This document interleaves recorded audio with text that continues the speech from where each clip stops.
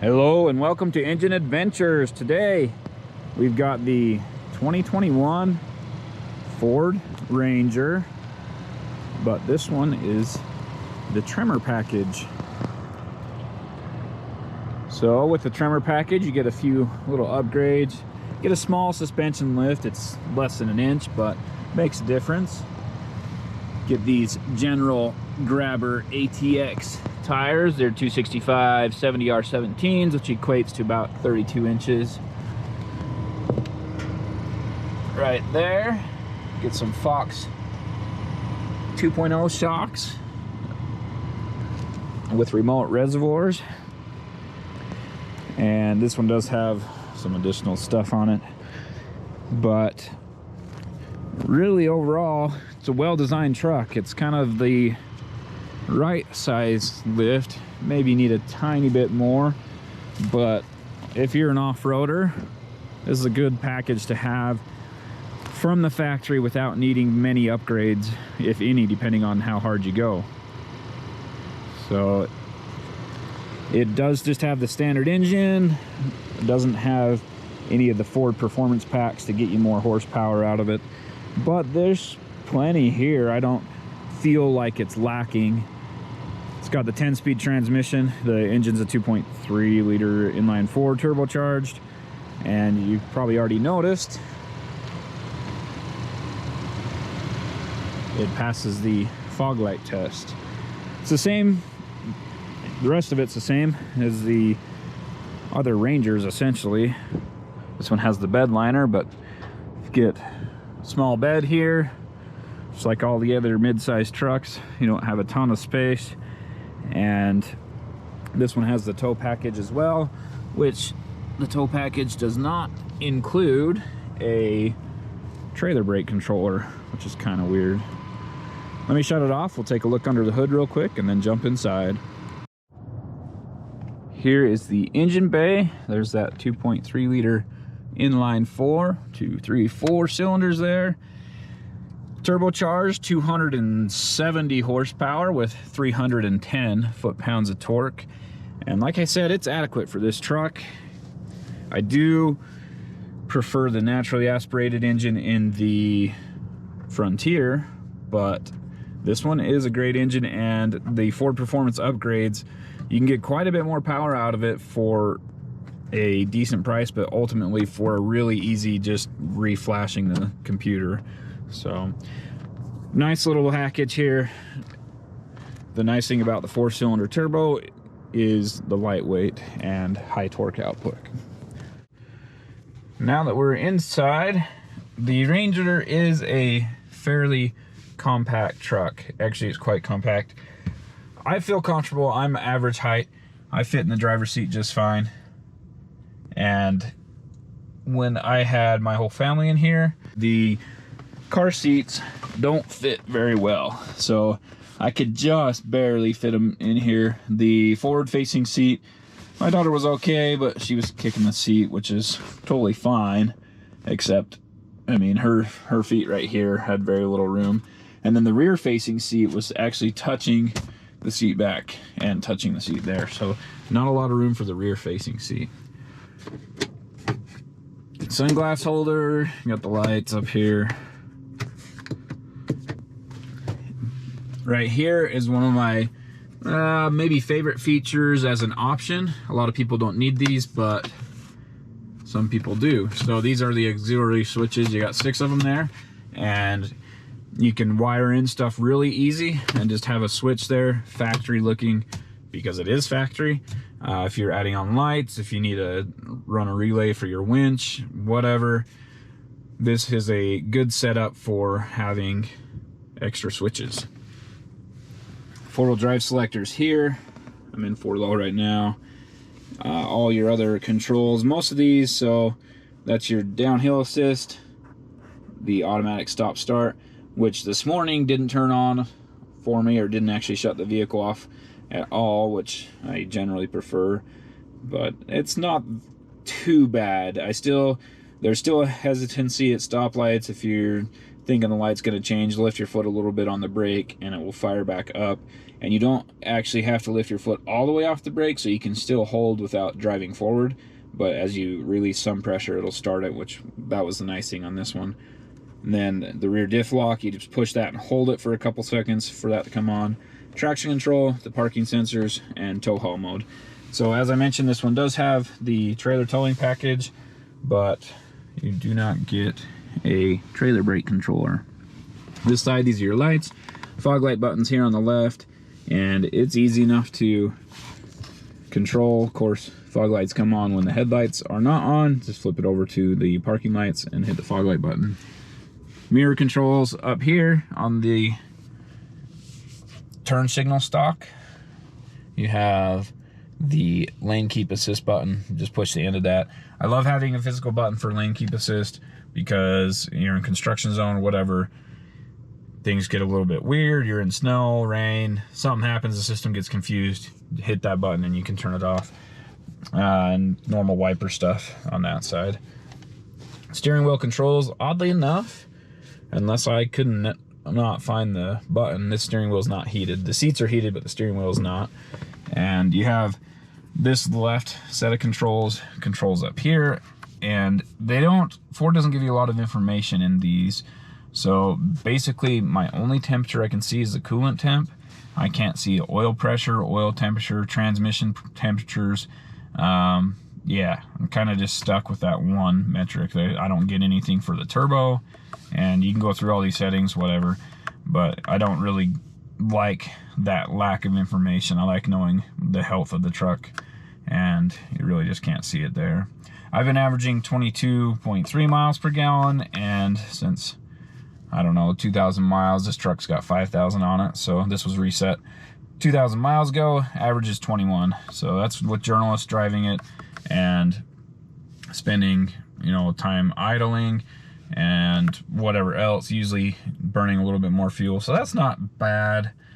I would maybe expect a little bit more because you can get that out of a lot of the half-ton trucks, even with V8s in them. So yeah, it's not terrible, but it could be a little better.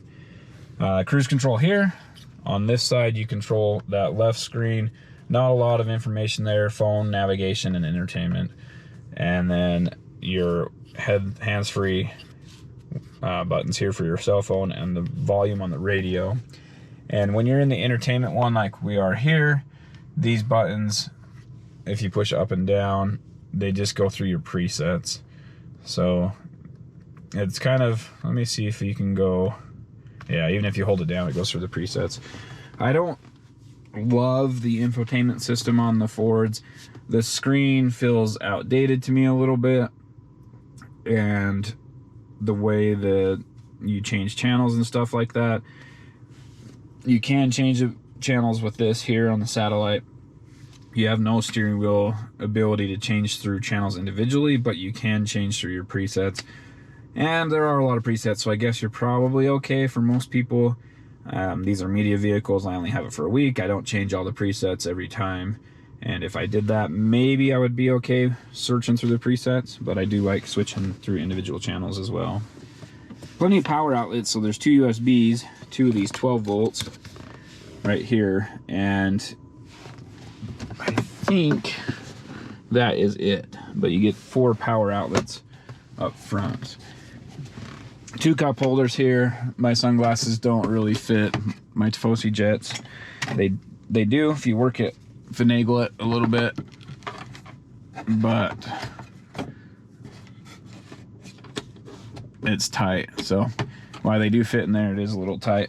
I prefer just to throw it in the cup holder. It's easier to get to. Yeah, the home link buttons are here to open your garage door. No sunroof on this particular one. If you didn't catch that, the seats are embroidered with Tremor on them. They are heated, power forward and back, but the recline of the seat is manual. Let's jump in the back. All right, in the back seat, you can see 2 more power outlets with a 110 volt 3-prong plug. And let me make sure, yep, 3-prong. And there is enough room for me to fit here That's my driving position. There's a cutout in the seat. I know that's a little bit hard to see, but you can kind of see there's a cutout there in the seat. So if you're a little bit taller, your knees actually have room inside of that little cutout on the seat. And there is a center armrest here. And I don't really like opening it because this has to drop down as you pull it, but it drops in. So as you pull it, it actually puts more pressure on that. So it's best if you push in on this seat back and pull that at the same time. Kind of a pain to open. Anyway, 2 cup holders, and it does have the anchors for your child seats. And let's take a look behind the seat there. The whole seat folds down as one, and the straps right here to access it. You don't have anything on the driver's side for that. And then you can see your anchors here for the child seats. Speaker, probably an amp of some sort. Sorry, that's better. So amp there, speaker there. And then on that side you get your jack and the funnel for the capless fuel fill. And then underneath the seat, you also have to pull strap, and it lifts the whole seat. There's a little bit of storage under here. This is pretty tight, so you don't get a ton more jack tools for changing the spare tire or whatever. And then a slightly bigger cubby on that side, and not much underneath. So the seat, when it folds down, it kind of takes up all that space under there, so you don't have much space underneath the seats. I want to show you the capless fuel fill. In the doors, you get 1 cup holder, maybe 2 if you have a water bottle or something on this back one, but a little bit of room there. You can actually unlock and lock the doors from the back seat. Kind of weird. I haven't seen that. I shouldn't say weird, it's unique. Haven't really noticed that in many other vehicles. And your child locks are here. You just rotate that thing to make it so the child can't open the door from the inside. Back here on the back window, it is manual, but it does have the defrost feature.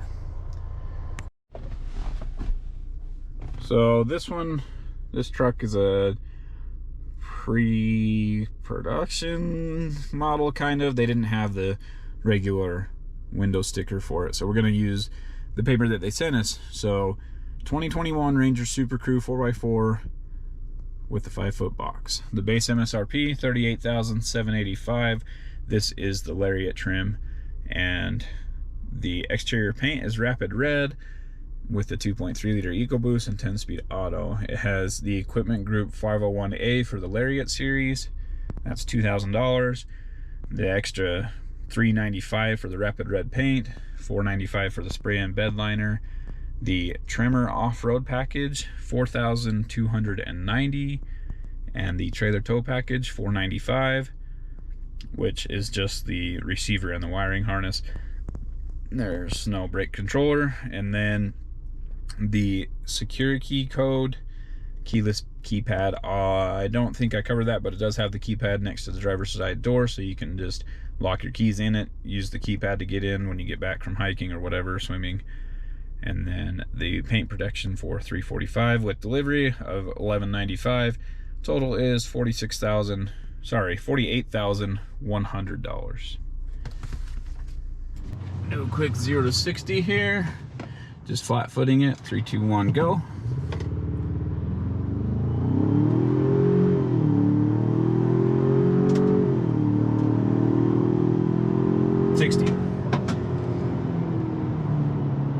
That launch seemed mighty slow.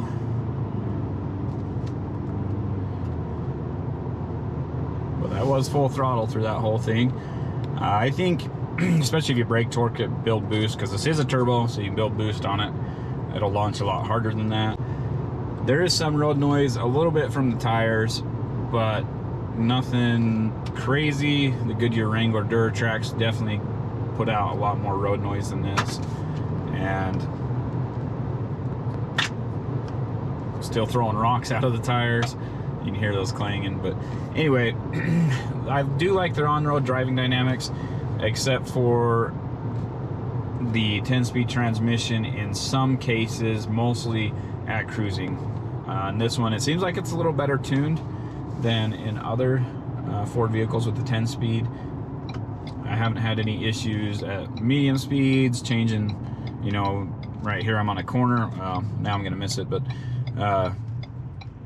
changing from slowing down, getting back on the throttle on a curve or whatever, it's not been giving me any issues with that. It handles those changing speeds just fine. Plenty of pep in the engine once it gets going. Right now we're 9th gear, 1400 RPM-ish, and 50 miles an hour. And if I get on it, it dropped from 9th to 6th, and now it goes. So, I mean, you get like a half-second delay. It's nothing absurd, but there's definitely a delay there. And that is kind of my qualm or issue with the 10-speed. It just got so many gears that when it decides it needs to downshift, a lot of times it won't. You give it a little bit of throttle, it won't downshift. You give it more throttle, it'll skip 2 gears or 1 gear or whatever, and it just takes a second to go through all that. I wish it were a little bit smoother on that. Quicker response with maybe a smoother input. But like I said, when you're cruising, just driving along, whatever, it does just fine. Nothing to worry about there.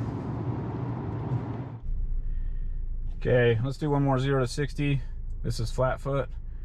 3, 2, 1, go. Second gear. Third gear. 60. So it definitely takes a second to take off. There's because of the turbo, you don't have a ton of power down low. It is a small displacement engine, which also means not gonna have a lot of torque and power down low. Thank you for watching Engine Adventures review of this 2021 Ford Ranger Lariat with the Tremor package. Overall, it's quite a nice truck to drive. This rear end is a little bit stiffer. You don't really lose much payload with the Tremor package, so you still maintain the high towing capacity, 7,700, I want to say, it might be 7,500. I'll put that up on the screen, but anyway, you maintain the high towing capacity and the pretty high payload, and so it can be a little stiff on the rear, but really it's not that bad at all. It's a easy truck to drive around town, on the freeway, whatever. It cruises just fine, and I'd say a great truck overall. I'm not a huge fan of the 10-speed. It's too many gears. You go to push on the gas, it's got a downshift. I've mostly found that when I slow down on the freeway and try to get back up to the speed I was going, it wants to jump down like 2 gears, and it can take a second to do it, and then it actually takes off quicker than I anticipated by the time it downshifts. So I think that's some stuff that I could learn as I drive it more. I would adjust my driving style to better accommodate the truck, but it just kind of catches me off guard sometimes. The engine is peppy, and so when it does downshift and get into the RPM where it has power, it really kind of takes off. Anyway, that's about my only complaint. I really did enjoy the Ranger this time around. It's a small truck inside and out, but that's the way it's designed. If you want a bigger truck, get a bigger truck if you need the more space. So it's pretty decently priced for the Tremor package. You're not up into the 60,000 plus range like you are on the Jeep Wrangler, Jeep Gladiator Rubicon and stuff like that. Obviously this is not as capable, but with that Tremor package you get the locking rear differential, those tires, a little bit better shocks, and overall it's a great truck. If it's a truck you're going to use daily and still go camping on the weekends, this will do it all. So hope you enjoyed the video. Thanks for watching. Be sure to hit subscribe and like, and if you didn't like it and give me a thumbs down, be sure to comment down below and let me know why. Have a great day.